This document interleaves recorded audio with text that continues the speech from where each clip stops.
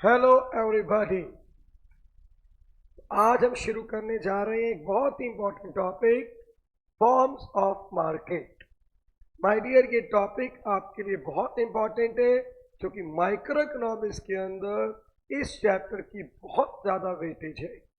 जब आप higher classes में जाएंगे तो आप इसके ऊपर बहुत डिटेल में स्टडी करेंगे। एंड +1 में ज़्यादा डिटेल नहीं है, हमें सिर्फ मार्केट्स के बारे में जानना है और उनकी फीचर्स को डिस्कस करना है। तो आइए विदाउट वेस्टिंग टाइम शुरू करते हैं टॉपिक फॉर्म्स ऑफ मार्केट। देखिए, सबसे पहले हमारा क्वेश्चन आता है कि मार्केट है क्या। जब एक लेमैन मार्केट को डिस्क्राइब करता है तो हम क्या कहते हैं? मार्केट क्या है? Market is a place on an area और एन अरेंजमेंट। माइंड इट, मैं क्या बोल रहा हूं? मार्केट का मतलब क्या है? एरिया, एक arrangement where seller and buyer come in contact with each other for the sale and purchase of their goods and services. क्या है मार्केट? एक प्लेस, एक एरिया, एक अरेंजमेंट जिसके थ्रू सेलर बायर एक दूसरे के कॉन्टेक्ट में आए गुड एंड सर्विस को सेल एंड परचेज करने के लिए। देखो, अब मार्केट क्या है? एक एरिया। पहले समझते हैं इस बात को, एक एक करके डिस्कस करते हैं होता क्या है मार्केट में। सबसे पहला जो मार्केट की फीचर होती है दैट इज द एरिया। देखिए, मार्केट के लिए सबसे पहली कंडीशन क्या होनी चाहिए? एक एरिया हो, या कोई अरेंजमेंट हो, या कोई मीडियम हो जिसके थ्रू बायर सेलर एक दूसरे के कॉन्टेक्ट में आ सके। देखिए ना, आज आपको कोई सामान खरीदना है, आप अपनी लोकल मार्केट में जाते हैं, दैट इज ए प्लेस। आप यहाँ पर कोई मीडियम यूज करते हैं, लाइक अपना मोबाइल फोन उठाते हैं, फ्लिपकार्ट के थ्रू, अमेजॉन के थ्रू शॉपिंग करते हैं। अ मीडियम अरेंजमेंट जिसके थ्रू बेसिक पर्पस क्या है? सेलर बायर एक दूसरे के कॉन्टेक्ट में आ सके। अब दूसरी चीज क्या होनी चाहिए मार्केट के अंदर? Seller and buyer. भाई, मार्केट के अंदर देयर मस्ट बी सेलर जिनको अपना सामान बेचना है, देयर मस्ट बी बायर जिनको सामान खरीदना है, और तीसरी चीज जो इंपॉर्टेंट होती है मार्केट के अंदर that is goods and services जिनको हम हैज टू बी सोल्ड और परचेज। भाई, मार्केट के अंदर तीसरी फीचर क्या है? तीसरी एलिमेंट क्या है मार्केट का? That is the good and services which has to be sold और परचेज। चौथा एलिमेंट होता है मार्केट का पर्टिकुलर प्राइस। हर आइटम की एक प्रॉपर कीमत होती है, पर्टिकुलर प्राइस होती है जिसको हमने बेचना है, जिसको हमने खरीदना है। And last of the least, market में पाया जाता है free competition. Free competition means कोई बाउंडेशन नहीं है, कोई सेलर अपना सामान जिसको मर्जी सेल कर सकता है, बायर जिससे चाहे उससे परचेज कर सकता है। तो दिस इज द मार्केट। तो यहां से क्लियर हो गया होगा मार्केट क्या है? एक एरिया, एक अरेंजमेंट, एक मीडियम जहां पे सेलर और बायर एक दूसरे के साथ मिलते हैं, कॉन्टेक्ट में आते हैं, गुड एंड सर्विस को सेल एंड परचेज करने के लिए एक पर्टिकुलर प्राइस पे हर आइटम की एक कीमत होती है। और मार्केट में क्या है? फ्री कंपटीशन, कोई बाउंडेशन नहीं है, कोई भी सामान किसी से भी खरीद सकता है, किसी को भी बेच सकता है। अब आपके सिलेबस में अगर हम डिस्कस करें तो there are basically one market that is the perfect competition. लेकिन हम यहाँ पे चारों मार्केट को डिस्कस करेंगे क्योंकि इनकी आगे भी आपको जरूरत पड़ने वाली है। तो पहली मार्केट है परफेक्ट कंपटीशन, हम डिस्कस करेंगे। Second market is monopoly, third is imperfect competition and fourth is oligopoly. तो मैं आपको इस लेक्चर में इन चारों मार्केट की फीचर्स के बारे में बताऊंगा कि मार्केट्स में क्या क्या होता है। तो आइए सबसे पहले हम शुरू करते हैं परफेक्ट कंपटीशन, जो कि आपके सिलेबस में बहुत इंपॉर्टेंट है। क्या है परफेक्ट कंपटीशन? परफेक्ट कंपटीशन एक ऐसी मार्केट है जहां पर बहुत सारे सेलर्स हैं, बहुत सारे बायर्स हैं, और जो ये सामान सेल एंड परचेज कर रहे हैं वो कैसा है, होमोजीनियस, और इस मार्केट में पाई जाती है सिंगल प्राइस। देखिए परफेक्ट कंपटीशन को समझना है, मैं आपको एक बड़ा कॉमन एग्जांपल देता हूं। एक इमेजिनेशन कीजिए, आप इमेजिनेशन कीजिए कि पूरी मार्केट में एक ही ब्रेड है, और वो ब्रेड कौन सी हो सकती है, मे बी किट्टी ब्रेड है। अब किट्टी ब्रेड, पूरी मार्केट में एक ही ब्रेड है, किट्टी ब्रेड, और उसका रेट क्या है, 50 रुपीज, और बहुत सारे उसको बेचने वाले हैं, बहुत सारे उसको खरीदने वाले हैं। तो you can imagine this is the perfect competition. यानी परफेक्ट कंपटीशन क्या है, मैंने क्या बोला, एक ऐसी मार्केट जहां पे बहुत सारे सेलर्स हैं, बहुत सारे बायर्स हैं। प्रोडक्ट कैसा है, होमोजीनियस। होमोजीनियस का मतलब क्या होता है, similar in size, shape and colour, बिल्कुल एक जैसा।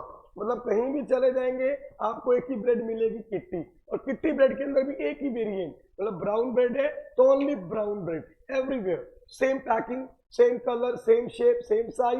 तो that is the homogeneous product. और मार्केट में क्या पाई जाती है, single price is found in this market. तो this is the perfect competition. अब डिटेल में डिस्कस करते हैं क्या क्या फीचर्स है इस मार्केट के। मैंने भी आपको बताया सबसे पहली फीचर क्या है इस मार्केट की, इस मार्केट में पाए जाते हैं बहुत सारे सेलर और बहुत सारे बायर। अब ध्यान रखेंगे, जब बहुत सारे सेलर और बहुत सारे बायर होते हैं, इसकी क्या इंप्लीकेशन होती है कि एक सिंगल सेलर, एक सिंगल बायर मार्केट को इन्फ्लुएंस नहीं कर सकता। अब आप इमेजिन कीजिए ना, किट्टी ब्रेड को बेचने वाले बहुत सारे लोग हैं, अगर कोई एक सेलर उसको बेचना बंद कर दे, मार्केट में कोई फर्क नहीं पड़ने वाला, या कोई एक बायर बहुत ज्यादा उसको सेल करना शुरू कर दे, तब भी फर्क नहीं पड़ने वाला, क्योंकि उसका मार्केट में शेयर बहुत थोड़ा है। इसी तरह एक सिंगल बायर अगर किट्टी ब्रेड को खरीदना बंद कर दे या बहुत ज्यादा खरीदना शुरू कर दे, तो भी फर्क नहीं पड़ने वाला मार्केट को, क्योंकि अगेन उसका जो शेयर है बहुत थोड़ा है। तो बहुत सारे सेलर होते हैं, बहुत सारे बायर होते हैं, तो इनका शेयर मार्केट में इनसिग्निफिकेंट होता है, इसलिए मार्केट को इफेक्ट नहीं कर सकते। सेकंड फीचर मैंने आपको बताई, इस मार्केट में क्या होता है, होमोजीनियस प्रोडक्ट। जैसे मैंने आपको बताया, similar in size, shape and colour, बिल्कुल एक जैसा, जिसको हम बोल देते हैं परफेक्ट सब्स्टिट्यूट। जैसे मान लीजिए मैं फ्रूटी की वो पैकिंग लेके आता हूँ, 12 फ्रूटी की पैकिंग आती है, तो 12 की 12 फ्रूटी एक जैसी हैं, तो वो क्या है, होमोजीनियस। तो यहाँ पे इस मार्केट में ज्यूम करते हैं प्रोडक्ट कैसा है, होमोजीनियस, बिल्कुल एक जैसा है, साइज में, शेप में, कलर में, एंड देन सिंगल प्राइस। अब क्योंकि मार्केट में प्रोडक्ट एक जैसा है, सबके पास वही पड़ा हुआ है, तो प्राइस भी कैसी है, सिंगल प्राइस। जैसे मैंने एग्जांपल दिया, जहां मर्जी चले जाए ब्रेड का रेट क्या मिलेगा, 50 रुपीज। अब आते हैं इसकी नेक्स्ट फीचर पे, industry price maker, firm price taker. बड़ी इंपॉर्टेंट फीचर है परफेक्ट कंपटीशन की। क्या होता है ये, देखो इस मार्केट में प्राइस कौन डिटरमिन करता है, इंडस्ट्री, इसलिए हम बोल देते हैं इंडस्ट्री प्राइस मेकर। अब इंडस्ट्री प्राइस को डिटरमिन करती है, हम बोल देते हैं इंडस्ट्री प्राइस मेकर, और फर्म उस प्राइस को एज इट इज एक्सेप्ट करती है। मतलब फर्म जितना मर्जी सामान सेल करना चाहे कर सकती है, लेकिन फर्म प्राइस को चेंज नहीं कर सकती, इसलिए हम बोलते हैं फर्म प्राइस एक। छोटा सा एग्जांपल लेते हैं, मान लीजिए किट्टी ब्रेड है। अब किट्टी ब्रेड की प्राइस किसने डिटरमिन करी, किट्टी इंडस्ट्री ने, कि 50 रुपए की हम ब्रेड सेल करेंगे। अब जितने भी शॉपकीपर, किराने वाले, डिपार्टमेंटल स्टोर वाले, स्वीट शॉप्स वाले जो उस ब्रेड को सेल कर रहे हैं, वो उसकी प्राइस को डिटरमिन नहीं कर रहे हैं। वो 10 ब्रेड बेचे, 100 ब्रेड बेचे, 50 ब्रेड बेचे, जितनी मर्जी बेचे, लेकिन वो प्राइस को चेंज नहीं कर सकते, इसलिए हम उनको क्या बोलेंगे, प्राइस टेकर। तो याद रखेंगे, परफेक्ट कंपटीशन में प्राइस को कौन डिटरमिन करता है, इंडस्ट्री, और इसलिए हम क्या बोल देते हैं, इंडस्ट्री प्राइस मेकर। और फर्म उस प्राइस को एक्सेप्ट करती है, इसलिए फर्म को बोल देते हैं प्राइस टेकर। फिर अगली फीचर आती है इस मार्केट की, free entry and exit of the firm. इसका क्या मतलब है? इस मार्केट में किसी भी फर्म के आने पर या जाने पर कोई रिस्ट्रिक्शन नहीं है। मान लीजिए आज मैं कहता हूं मेरे को ब्रेड बेचनी है कितनी, तो आइए आप बेच लीजिए, कोई प्रॉब्लम नहीं। कल कोई डिपार्टमेंटल स्टोर वाला कहता है मैंने ब्रेड नहीं सेल करनी, मत बेचिए, छोड़ दीजिए। यानी कोई भी फर्म मार्केट में कभी भी एंटर कर सकती है, मार्केट को छोड़ के जा सकती है। न आने पे रिस्ट्रिक्शन है, ना ही जाने पे। Free entry and exit of the firm. Then perfect knowledge. अब ये भी इस मार्केट की फीचर है। हम ये एज्यूम करते हैं कि इस मार्केट में सेलर को और बायर को प्रोडक्ट के बारे में क्या है? परफेक्ट नॉलेज है। सेलर को पता है कितने का सामान सेल करना है, बायर को पता है कितने का सामान परचेज करना है। इसलिए इस मार्केट में सिंगल प्राइस पाई जाती है। यानी मेरे को पता है कितनी ब्रेड खरीदने जा रहा हूं, 50 रुपए की आएगी। सेलर को पता है मैंने कितने की बेचनी है, 50 रुपए की। और यही रीजन है कि दोनों को परफेक्ट नॉलेज है, इसलिए इस मार्केट में पाई जाती है सिंगल प्राइस। फिर इस मार्केट की एक और एज्यूम करते हैं हम क्या एज्यूम करते हैं? Perfect mobility. हम एज्यूम करते हैं इस मार्केट में क्या पाई जाती है? Perfect mobility. क्या मतलब होता है परफेक्ट मोबिलिटी का? कि कोई भी जो प्रोडक्ट है और जो मार्केट का फैक्टर ऑफ प्रोडक्शन है, और फैक्टर ऑफ प्रोडक्शन जिनके प्रोडक्शन कर रहे हैं, और जो प्रोडक्ट है हमारा, दे are perfectly mobile.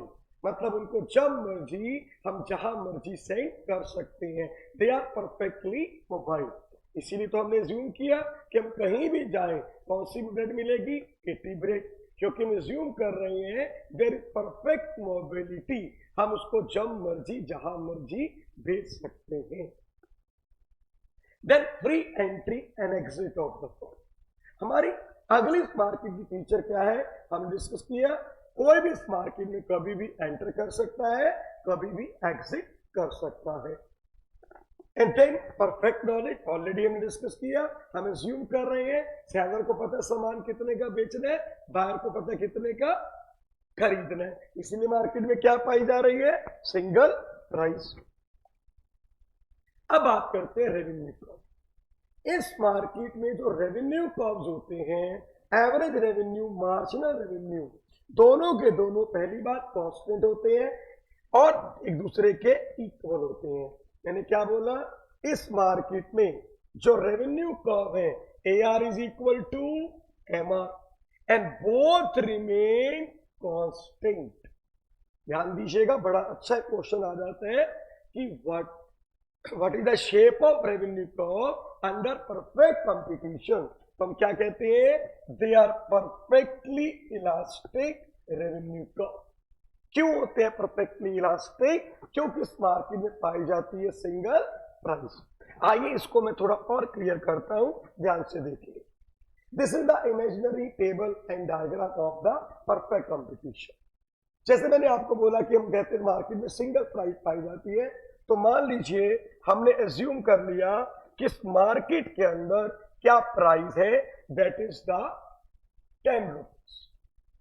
Price is 10, तो इट ऑलवेज रिमेन कांस्टेंट, मैंने आपको पहले ही बता दिया। अब टोटल रेवेन्यू क्या होता है? Price into quantity. रेवेन्यू का मतलब क्या है? इनकम। जो प्रोडक्ट सेल करने के बाद सेलर को मिलने वाली है पैसे, हम उसको क्या बोलते हैं? Total revenue. Price into quantity. अब आपने एक आइटम सेल की, उसे कितने रुपए मिले? 10। 2 आइटम सेल की, 2 इंटू 10 20। 3 आइटम सेल की, 3 इंटू 10 30। 4 आइटम सेल की, 40। अब यहां पे एवरेज रेवेन्यू क्या होता है? Per unit income. Total revenue divide by quantity. अब यहां पे जब एक आइटम सेल की 10 रुपीज मिले, तो 10 divide by 1 10, 20 divide by 2 10, 30 divide by 3 again 10, 40 divide by 4 again 10। यानी हमने क्या देखा कि यहां पे एवरेज रेवेन्यू क्या है? Always it is 10 constant. इसी तरह अगर हम मार्जिनल रेवेन्यू को देखें, क्या होता है मार्जिनल रेवेन्यू? जो टोटल रेवेन्यू में चेंज आता है। जब हम एक एक्स्ट्रा यूनिट सेल करते हैं तो जो टोटल रेवेन्यू में चेंज आता है हम उसे क्या बोलते हैं? Marginal revenue.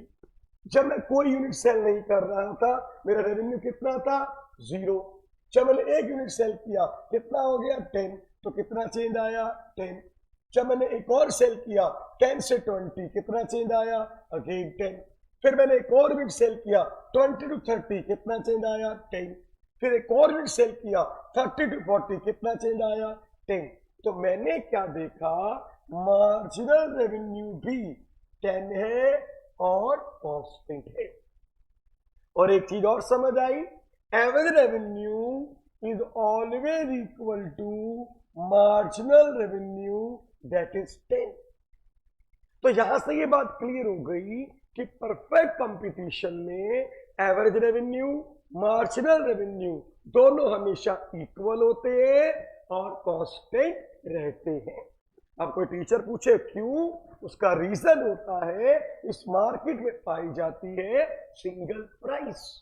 और जब इनका हम डायग्राम ड्रॉ करते हैं तो अब ये देखिए, suppose it is 10, it is 10। तो ये देखिए, मैं चाहे अब 1 यूनिट सेल करूं, चाहे मैं यहाँ पे 2 यूनिट सेल करूं, मैं 3 सेल करूं, ARMR हमेशा क्या चल रहा है? It is always equal to 10। Reason भी क्योंकि प्राइस आपकी कांस्टेंट है। और इस शेप को आपको याद होगा, जब हमारी शेप होती है तो यहाँ पे ARMR कब की आ रही है? Straight line. इस शेप को हम क्या बोलते हैं? Perfectly elastic. तो यहाँ पे कोई आपसे पूछे what is the shape of revenue curve, तो आप क्या बोलेंगे? Perfectly elastic revenue curve under the perfect competition. क्यों? क्योंकि इस मार्केट में पाई जाती है सिंगल प्राइस। अब यहां पे ध्यान रखेंगे बच्चे, पहला क्वेश्चन आएगा what is shape of revenue curve under perfect competition? क्या आंसर होगा? It is perfectly elastic revenue curve. Second question आएगा in which market average revenue is equal to marginal revenue? Answer आएगा perfect competition. In this market AR is equal to MR and both remain constant.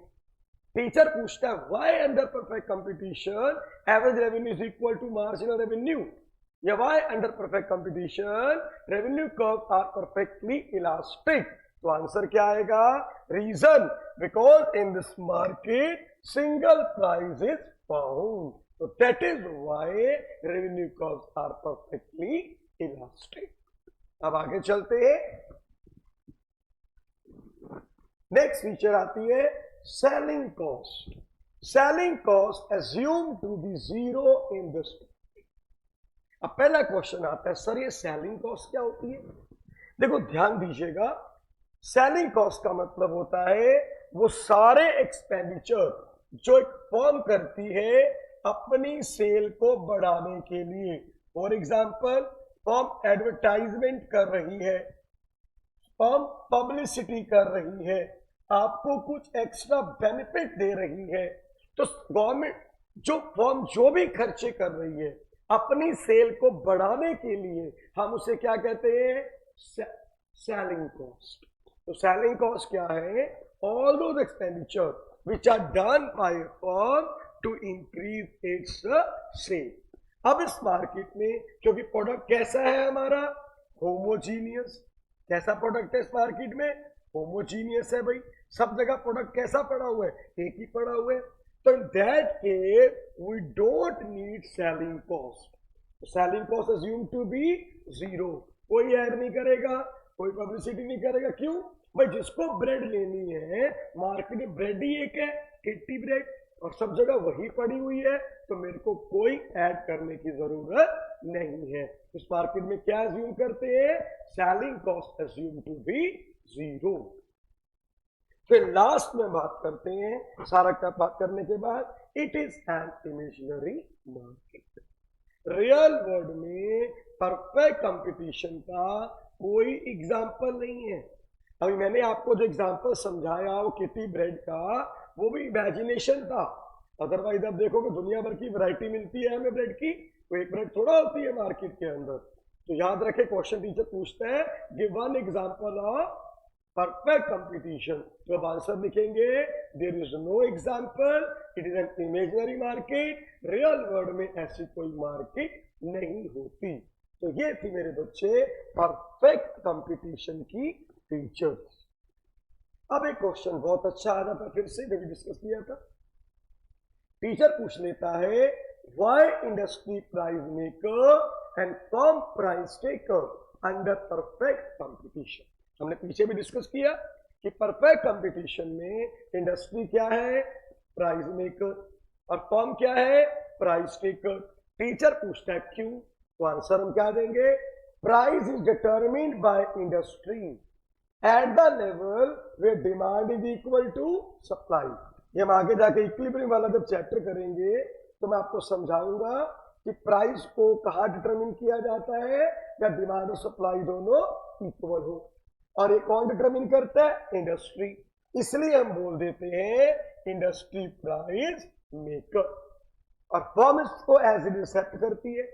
Firm जितने मर्जी unit cell करे, 10 करे, 20 करे, 50 करे, लेकिन वो प्राइस को चेंज नहीं कर सकती, इसलिए हम बोल देते हैं फर्म प्राइस टेकर। तो ध्यान रखेंगे परफेक्ट कंपटीशन में इंडस्ट्री क्यों है प्राइस मेकर, क्योंकि प्राइस कौन डिटरमिन कर रहा है, इंडस्ट्री। किस लेवल पर, where demand is equal to supply. Firm उस प्राइस को एज इट इज सेट करेगी, जितना मर्जी सामान सेल करेगी, लेकिन प्राइस को चेंज नहीं कर सकती, इसलिए बोलते हैं फर्म प्राइस टेकर। हम इसको डायग्राम से भी दिखा सकते हैं, लुक एट द डायग्राम। अब देखिए ये डायग्राम है, ये इंडस्ट्री है सबसे पहले पार्ट में। अब इंडस्ट्री यहां पे क्या कर रही है, मैंने क्या बोला आपको, प्राइस कौन डिटरमिन करेगा, इंडस्ट्री। अब आप लोगों ने पिछले चैप्टर्स में किया होगा, डिमांड कर्व कैसा होता है, negatively sloping curve, supply curve कैसा होता है, पॉजिटिवली स्लोपिंग कर्व। जहां पर ये दोनों इंटरसेक्ट करते हैं, यहां पर ये प्राइस फिक्स होती है, और this is determined by the industry. ये लेवल है E, where demand is equal to supply, और इस लेवल पर हमारी जो प्राइस है वो क्या डिटरमिन हो गई, O P, industry price maker. Industry ने कहा प्राइस फिक्स की, ओपी प्राइस फिक्स की उस लेवल पर where demand is equal to supply. आप सबको पता है ना अच्छे से, सप्लाई कब होता है, positively sloping curve like this, और ये डिमांड कब होता है, negatively sloping curve like this, और जहां ये दोनों इंटरसेक्ट करते हैं यहीं पर आपकी प्राइस फिक्स हो गई। अब ये जो प्राइस फिक्स हुई, इस प्राइस को एज इट इज कौन सेट करता है, फर्म।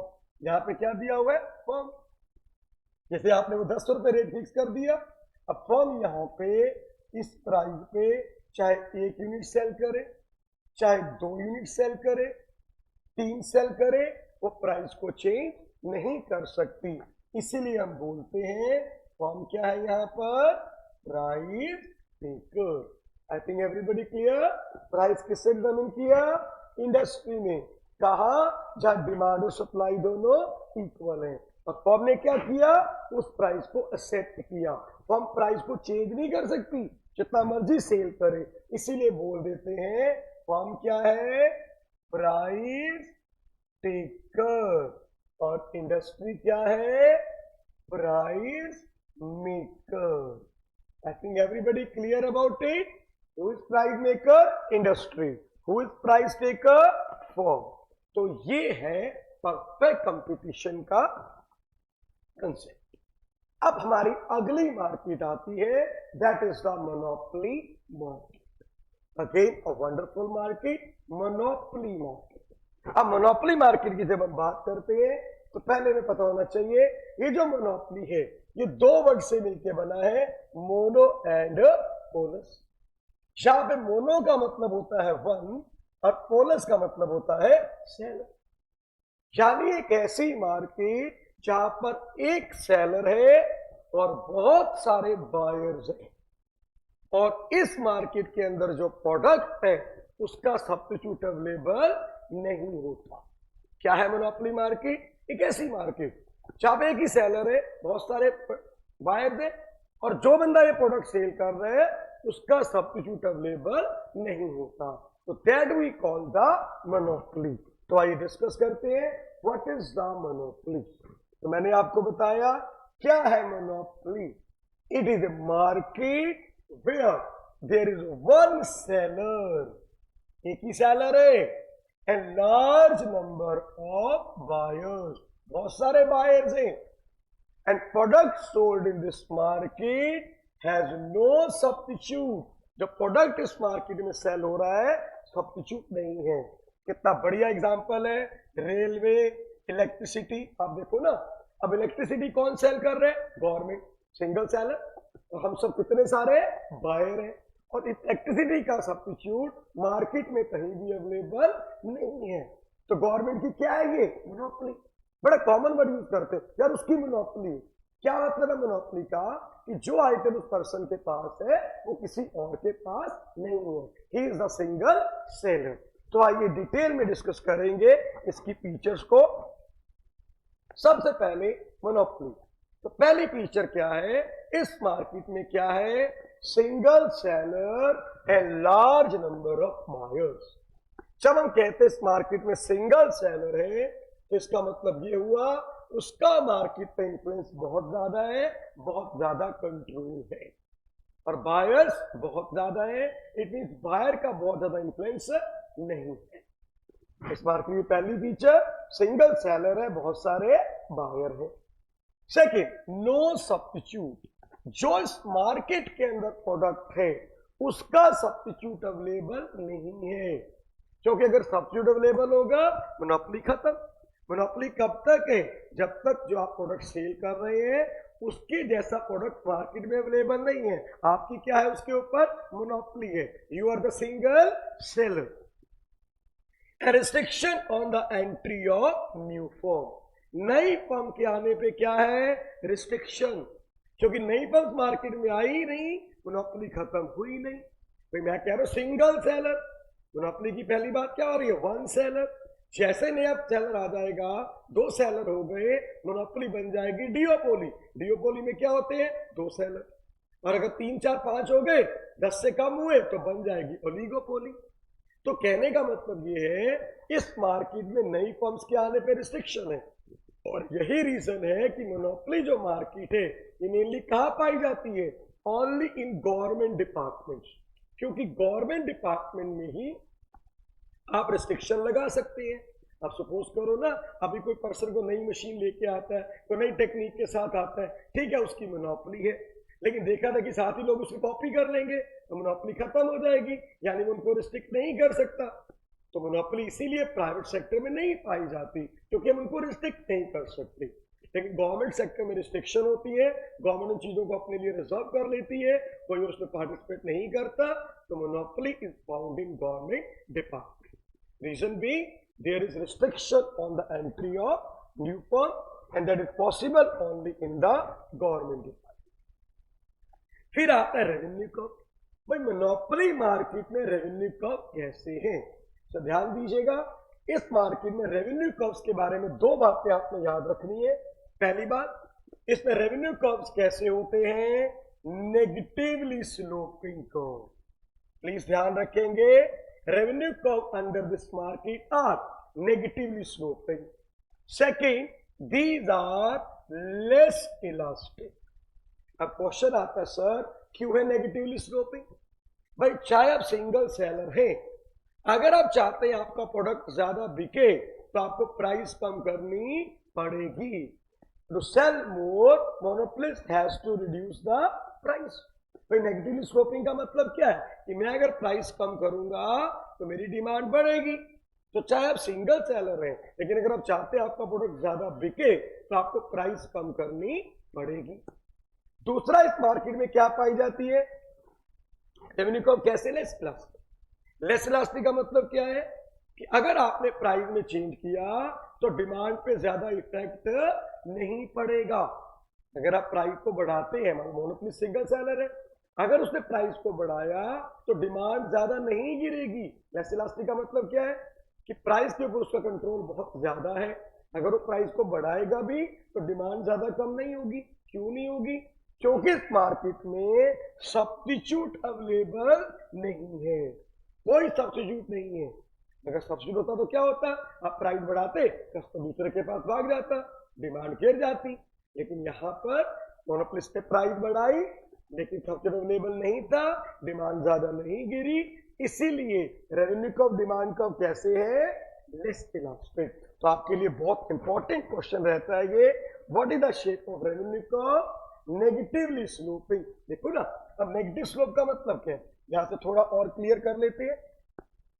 ये शेप है रेवेन्यू कर्व की, यहां से क्लियर थोड़ा और कर लेते हैं। देखो, ये होता है नेगेटिव स्लोप। नेगेटिव स्लोप का मतलब क्या है कि मान लीजिए अगर मैंने प्राइस OP1 रखी है तो मेरा सामान कितना बिक रहा है? OQ1। अगर मैं चाहता हूं मेरा सामान ज्यादा बिके, वो OQ2, तो मेरे को प्राइस कम करनी पड़ेगी। तो इसीलिए हम कहते हैं इस मार्केट में रेवेन्यू कर्व कैसा है? नेगेटिवली स्लोपिंग है। अब monopolist has to reduce the price to sell more. और फिर हमने बोला लेस इलास्टिक है, स्टीपर है। क्यों है? कि अगर आप प्राइस को बढ़ाएंगे भी तो डिमांड पे ज्यादा फर्क पड़ने वाला नहीं है, क्योंकि सब्स्टिट्यूट अवेलेबल नहीं। फिर आता है हमारा एक, ये 3 फीचर हमारी बड़ी इंपॉर्टेंट रह गई। हाँ जी, अगली फीचर है no difference between firm and industry. Very important feature of monopoly. इस मार्केट में फर्म और इंडस्ट्री में कोई डिफरेंस नहीं होता। बेसिकली इंडस्ट्री क्या होती है? Group of firms. अब इस मार्केट में सिंगल सेलर है, वही फर्म है, वही इंडस्ट्री है। तो very important question, in which market firm and industry are same? That is the monopoly. Second, in this market, next क्या है? In this market monopolist both price maker and price taker.